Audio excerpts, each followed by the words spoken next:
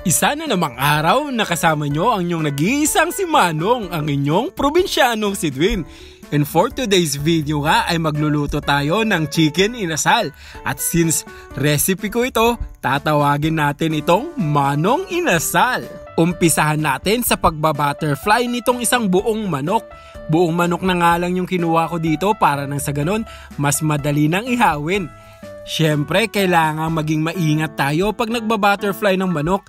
Kailangang gentle lang at hindi sagad kasi kung nagisagad mo, abay mahahati talaga itong manok. Pagkatapos nating i-butterfly, syempre hihiwain natin dito sa mga makakapal na laman para nang sa ganon, manuot din yung marinate niyan. At saka syempre, ang pinaka-purpose talaga niyan para mas madali siyang maluto later on.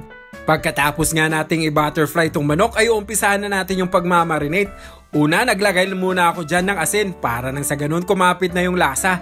Sunod ko namang nilagay, syempre hindi mawawala itong durog na paminta. Hihimas-himasin mo lang dyan para kumapit talaga yung lasa ng paminta. Susunod naman, maglagay tayo dito ng dinikdik na bawang. Hindi mawawala yan pag nangmamarinate ng manok. Napaka-importante din talaga na may bawang, dagdag aroma. Syempre, meron din tayong tinitid dito na tanglad.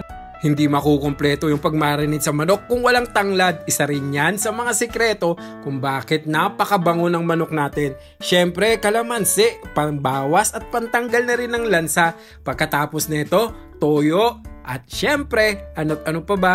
Para lalong magpakulay dito sa manok natin, naglalagay tayo dito ng ketchup. Brown sugar din syempre, pang balance ng lasa. At ang pinakasikreto niyan, tamang pagmasa. Imamassage mo lang yan sa manok hanggang kumapit talaga lahat ng mga marinate natin dito sa manok. Mas importante at mas mahalaga kung imamarinate mo yan ng overnight. At saka yun nga yung gagawin natin for today's video. Kinabukasan ko pa ito niluto. Para nang si ganon, kapit na kamit talaga yung marinate natin dito sa manok para ma-achieve natin yung asang lasa ng Mang Inasal. Kinaumagahan yan, syempre oras na para ating hatulan. Oras na para iluto itong Mang Inasal. At habang niluluto ko yung unang part niyan, nag-ready na rin ako dito ng para sa sausawan. Syempre kailangan natin dyan ng maraming kalamansi. Pag Mang Inasal, minsan tinitipid nila yung kalamansi. Pero dito sa atin, hindi tayo magtitipid. Siyempre, maglalagay din tayo ng sibuyas. Hindi nawawala yan sa sausawan. Hihiwain lang natin ng pinong-pino para nang sa ganun, lumabas talaga yung aroma at katas nitong sibuyas. Napakasarap din niyang kilawin. Kaya goods na goods yan, panlagay na rin dito sa ating sausawan. Sabi ko nga sa kanila, mas maraming sibuyas, mas malasa syempre. Pagkatapos nun, isa-isa ko nang pinigaan itong mga kalamansi. Yung kalamansi juice talaga ang isa sa mga sikreto ng masarap na sausawan. Bukod sa masustansya na, syempre rich in vitamin C pa. At syempre, bilang isang Pinoy, mahilig din tayo sa maanghang. Pag sa Mang Inasal, isa lang talaga yung binibigay nilang sili. Pero dito sa atin, hindi rin natin to titipirin. Pagkatapos nga ng paghalu-haluin yung mga ricado, oras naman na para ilagay natin yung toyo. Hahaluin lang natin to. Pagkatapos ko ang niready yung sausawan, ay oras naman na para itong manok ay ating paliguan. Nagready nga lang dyan ako ng basting sauce, pero ang pinaka-base nyan, yung pinagmarinitan ko rin itong manok. Nilagyan ko lang siyempre ng chicken oil para naman nang sa ganon, mas juicy at siyempre hindi mag-dry itong laman ng manok.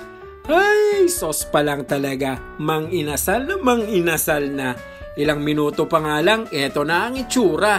Abay, talaga namang nakakatakam na. Sabi ko nga sa kanila, mag-ready na ng rice. Doblehin nyo yung sinasaing ninyo. Dahil for sure, baka mabitin si David dyan. Babanatan at babanatan yan. Yan pa kasi ang request niya noon pa man. Kaya naman konting pahid-pahid lang nitong basting sauce. At pagkaraan lang ng ilang minuto, matitikman na namin itong napakasarap na Mang Inasal. Sinimulan ko na nga itong hiwain. Sabi ko nga, ayokong iserve to ng buo. Baka mamaya mag-away-away pa yung mga magkakapatid. Problema ko pa sa harap ng kainan, baka doon pa sila mag-away. Aywan, Manong. Pero habang hinihiwa ko nga at ini-slice itong manok, talaga namang kitang-kita ko na perfect yung pagkaluto. Iba't iba talaga pag minarinate mo ng buong magdamag. Siyempre, dahan-dahan din dapat yung pagluluto dyan. Natural na natural dahil meron kaming uling dito sa probinsya na nagagamit talaga namin. Hindi ko na kailangang bumili pa sa Mang Inasal. Ako na yung gagawa para sa kanila at sabi nga nila, mas malasa pa sa Mang Inasal. So eto na nga yung ating final product. Ready na ang rice. Only rice na yan mga kamanong.